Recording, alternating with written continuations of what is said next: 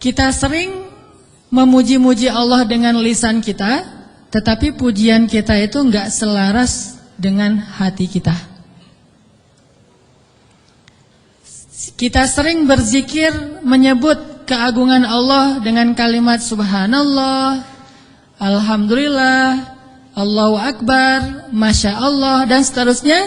Kita memuji Allah dengan pujian-pujian yang indah, tetapi seringkali pujian itu tidak ada di dalam hati kita. Sehingga saya suka menyebut ini dengan istilah zikir yang agak-agak gombal. Kalau kita ngegombal kepada manusia, kadang dia percaya gitu. Seorang suami ngegombal kepada istri, tulus nggak tulus dia nggak ngerti. Yang penting dia bahagia dengan kata-kata yang indah gitu. Bapak kamu titik kan gitu kan? Selalu kan bapak kamu kan ya. Standar gombal, raja gombal di TV. Bapak kamu tukang parkir ya gitu. Kok tahu? Pasti gitu tuh. Ya soalnya dia sudah memarkirkan hatiku kepadamu gitu. Cewek mungkin gak percaya kali, cuman dia senang aja dengan kata-kata kayak gitu kan. Atau mungkin ada juga yang percaya, karena dia ngelihat kita kayaknya wajahnya wajah polos, gak ada wajah tampang-tampang pembohong, apalagi playboy gitu ya. Wajahnya polos banget, ada jenggotnya gitu ya, insya Allah jujur kan. Asarus sujud, wah masya Allah. Bisa jadi kita cuma ngegombal, tapi dia nggak tahu, karena manusia itu tidak tahu isi hati. Tapi kalau Allah Subhanahu wa taala, a'udzu billahi minasy syaithanir rajim. Wa asirru qawlakum aw ijharu bih innahu alimun bidzatis sudur. Kan? Gimana kita mau gombal kepada Allah? Wa asirru qawlakum, kalian sembunyikan kata-kata kalian di dalam hati maksudnya. Awi jaharu bih, atau kalian tampakkan, kita ucapkan dengan lisan. Innahu alimun bidzatis sudur. Allah Maha tahu apa yang ada di dalam hati. Jadi nggak akan berhasil ngegombalin Allah tuh nggak akan berhasil. Kalau kita nggak jujur dengan lisan kita yang sesuai dengan hati kita, itu nggak akan terjadi keajaiban dalam hidup kita. Inilah realitas dari hubungan kita dengan Allah. Makanya Allah sering bilang ke kita seolah-olah, kok gitu? Barusan kamu bilang hasbiyallah, cukup bagi saya Allah. Tapi kok nggak cukup kalimat Allah itu menggetarkan hati? Padahal kalau orang bilang hasbiyallah, cukup bagi saya Allah, pas disebut nama Allah, udah selesai masalah dia gitu. Contoh, ada musibah.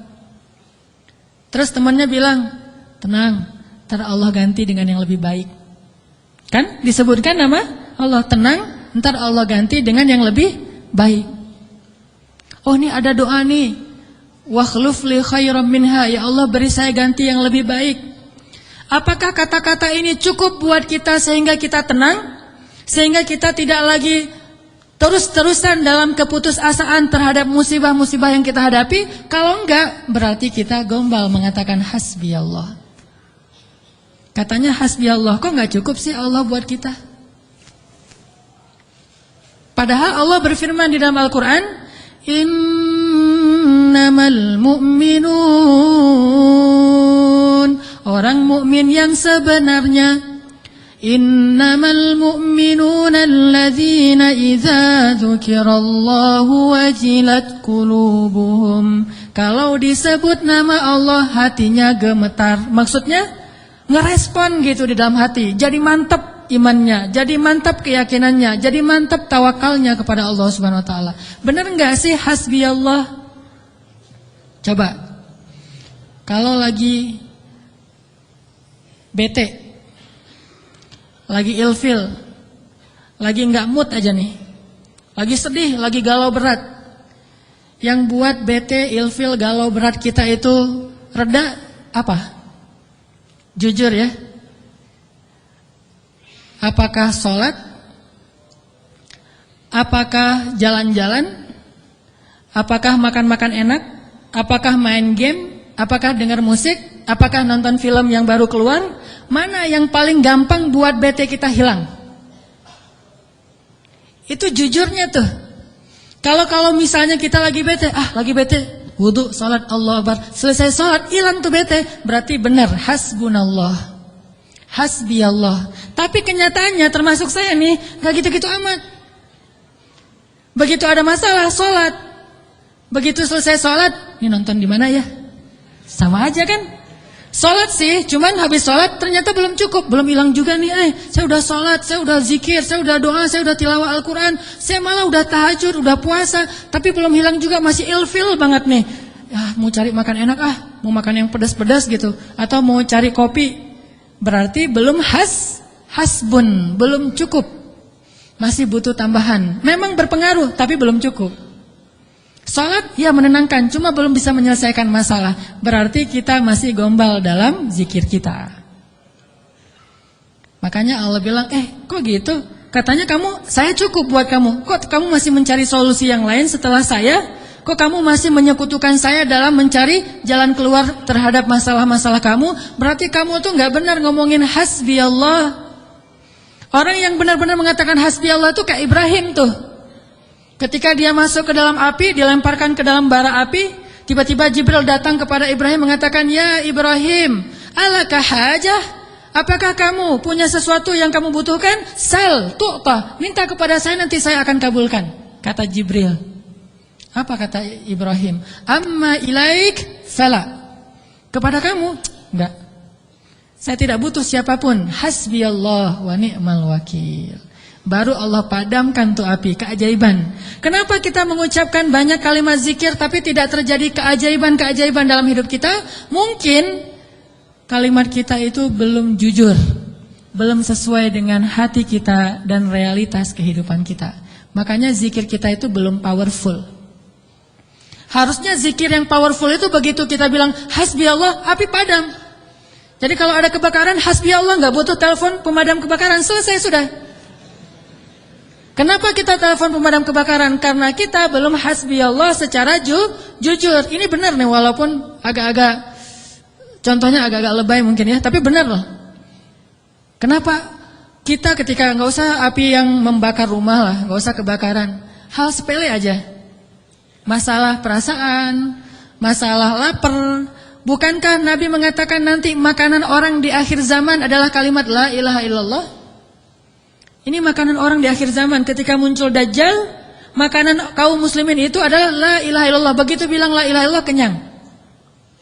Itulah orang yang selamat di masa Dajjal. Kira-kira kalau sekarang Dajjal keluar, kita selamat gak? Cari tahunya gimana? Kalau teman-teman lapar, coba bilang la ilaha illallah. Lapar, masih lapar atau udah kenyang? Pasti masih lapar ya. Karena kita gak menganggap Allah segalanya, hasbi Allah.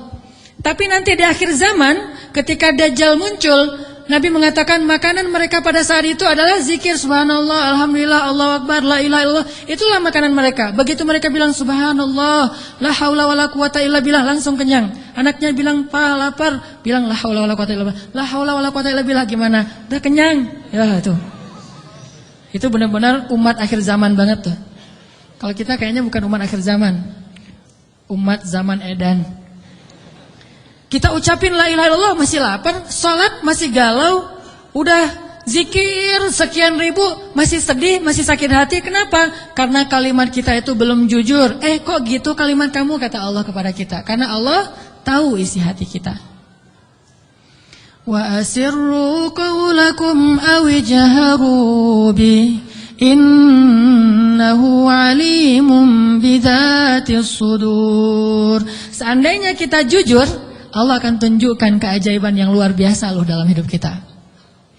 Wa aufu bi'ahdi ufi bi'ahdikum wa iyaya farhabun.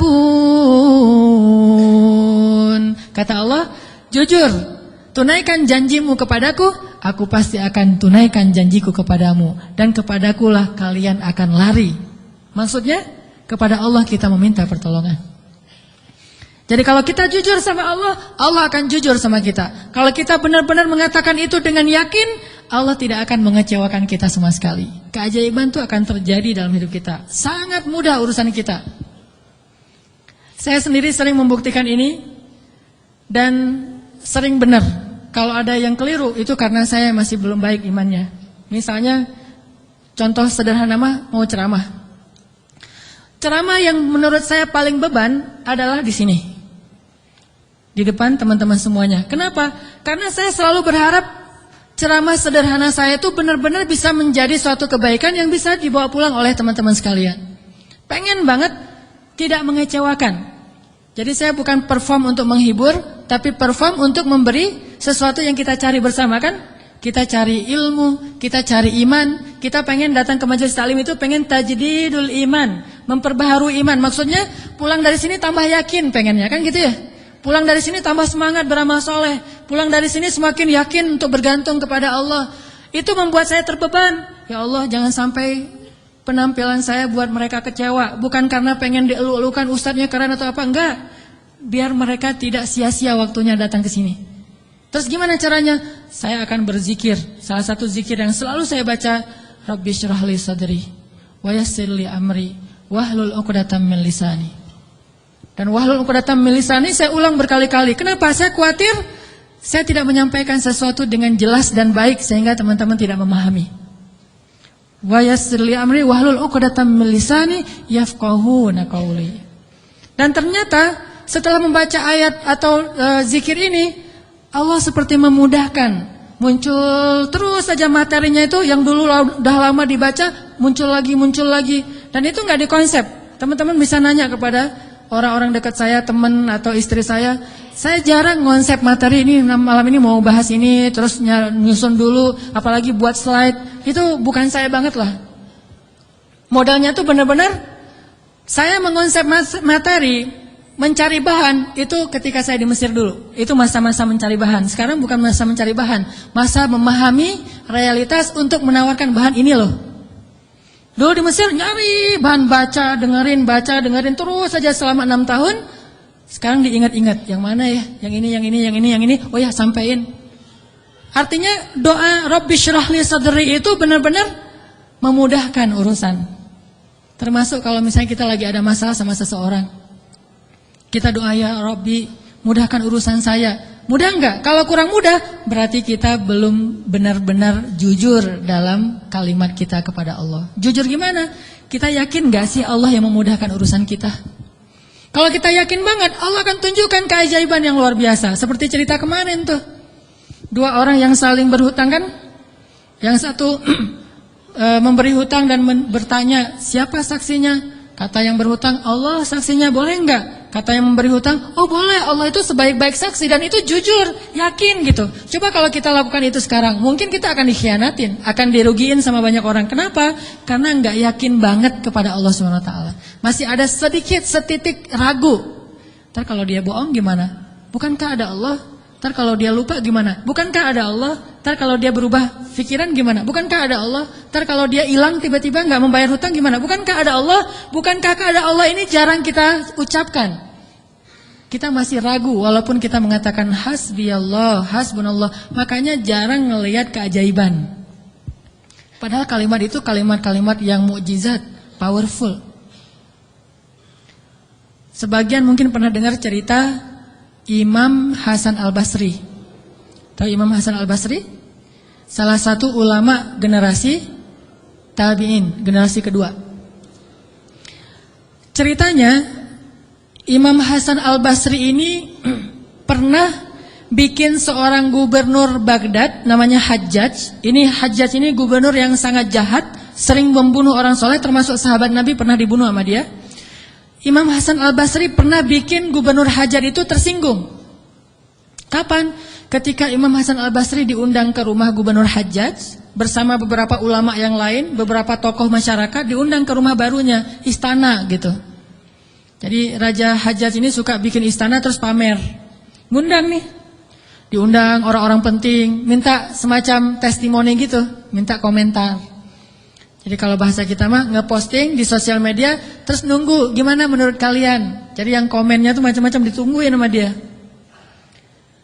Nanya ke setiap orang yang tamu yang diundang, gimana menurut kamu istana saya? Rata-rata mengatakan ini bagus, istana pertama yang saya lihat yang paling indah segala macam. Bahasa-bahasa memuji lah. Dan gak jujur. Begitu giliran Hasan Al-Basri, ya Syekh Hasan, gimana menurut Syekh tentang istana saya? Syekh Hasan mengatakan, saya sama sekali tidak tertarik dengan semua ini. Sesungguhnya apa yang ada di sisi Allah lebih baik daripada apa yang ada di sisi Anda. Ini ucapan Hasan Al-Basri. Karena lagi ada acara makan siang kayak gitu, banyak orang Hajjaj menahan emosi. Dia tersinggung banget, marah sebetulnya. Akhirnya udah selesai obrol-obrolan, makan, pulang. Saat pulang, Raja Hajjaj mengutus 2 orang prajurit untuk menangkap Hasan Al-Basri di tengah jalan. Suruh bawa balik lagi ke istana. Mau dia apa? Mau dipancung. Karena dia suka mancung orang soleh. Tangkap tuh Hasan Al-Basri. Di tengah jalan didatangi pengawal raja, kemudian dibawa lagi ke istana, mau dipancung. Begitu Hasan Al-Basri berhadapan dengan Hajjaj, Hasan Al-Basri kemudian berdoa di dalam hatinya. Yang tadinya Hajjaj marah besar, pengen bunuh Hasan Al-Basri, pengen memancung Hasan Al-Basri, tiba-tiba pas ngelihat wajah Hasan Al-Basri, Hajjaj ini berubah seperti orang yang kena hipnotis. Tiba-tiba dia tersenyum, tiba-tiba dia jadi orang yang humble, hangat banget, langsung memeluk Hasan Al-Basri. Selamat datang wahai Syekh, selamat datang, duduk. Syekh, beri saya nasihat, terus dikasih makanan, minuman. Setelah itu dipersilakan pulang, dikasih kendaraan yang terbaik. Sampai akhirnya Hasan Al-Basri keluar dari istana. Ketika di tengah jalan, pengawal-pengawalnya Hajjaj bertanya kepada Hasan Al-Basri, ya Syekh, kami tadi diutus oleh raja menangkap Anda agar Anda dipancung karena raja tersinggung dengan obrolan tadi ketika makan siang. Dan raja dalam keadaan marah besar. Tapi begitu bertemu dengan Anda, tiba-tiba dia berubah, jadi baik, jadi kasih sayang, jadi luluh, emosinya jadi reda. Apa yang Anda lakukan kepada dia? Apakah Anda punya sihir? Kata pengawal. Kata Hasan Al-Basri, saya tidak pakai sihir. Terus apa? Saya sebelum bertemu dengan Hajjaj, tadi saya berdoa. Apa doanya? Ya Rabbi, Engkaulah yang menggenggam hidupku. Kepadamulah aku berserah. Ya Rabbi, padamkanlah amarah di hati Hajjaj sehingga aku selamat sebagaimana Engkau mendinginkan api kepada Ibrahim sehingga dia selamat. Ini yang dibaca oleh Hasan Al-Basri. Ya Allah, padamkanlah amarah di hati Hajjaj sehingga aku selamat dari kezalimannya sebagaimana Engkau menyelamatkan Ibrahim dari api yang panas. Tiba-tiba Allah padamkan marahnya. Ini namanya zikir, doa powerful. Kenapa? Karena hati Hasan Al-Basri itu benar-benar bergantung kepada Allah itu 100%, gak ragu sama sekali. Gimana pun pengawalnya banyak, tidak membuat dia ragu kepada Allah. Allah lebih besar. Gimana pun kuatnya Hajjaj, tidak ragu kepada Allah. Allah maha kuat. Sehingga kalimat yang sesuai dengan hati, Allah tunjukkanlah keajaiban kepada Hasan Al-Basri. Langsung luluh, langsung berubah dari marah menjadi sayang kepada Hasan Al-Basri. Kenapa kita jarang melihat keajaiban? Karena ucapan kita itu belum selaras dengan hati kita. Gak yakin-yakin amat sama Allah. Sering bilang la haula wala quwata illa billah, tapi kita masih yakin ada kekuatan lain yang mempengaruhi hidup kita. Padahal kata Nabi kepada Ibnu Abbas, kalau semua orang berkumpul dan ingin menolong kamu, mereka tidak dapat menolong kamu kecuali dengan seizin Allah. Kalau mereka semua berkumpul ingin mencelakai kamu, mereka tidak bisa mencelakai kamu kecuali dengan ketetapan Allah. Allah, Allah, Allah, di tangannya lah segala kebaikan, di tangannya lah segala kerajaan. Tabarakalladzi biyadihil mulk wa huwa ala kulli syai'in qadir. Percaya enggak kita dengan ayat itu? Jawab dengan hati kita masing-masing. Kalau kita percaya, baru terjadi keajaiban dalam hati kita.